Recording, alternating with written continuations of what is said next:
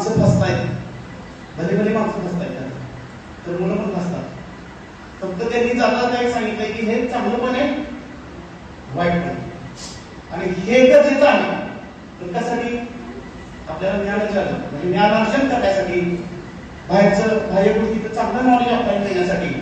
पण त्याला जर दुर्लक्ष झाला तर बऱ्याच लोकांनी आत्महत्या केली. त्या अशा काही केसेस आलेल्या आहेत की हे चुकीचं काय घडल्यानंतर हॅरॅसमेंट आणि त्या गोष्टीला लोकांनी आत्महत्या केलेली आहे. ती काय तुम्हाला मला सांगून नाही, पण अशा काही गोष्टी ह्या माध्यमात मुलांना लांब ठेवू नका. नाहीतर हे माध्यम लांब ठेवलं तर मुलं काही शिकणार नाही, बरोबर आहे. पण त्यांना चांगलंच तुमच्या हातात आहे की माझ्या मुलांनी या डिव्हाइसचा ती डबी जागृती टकली.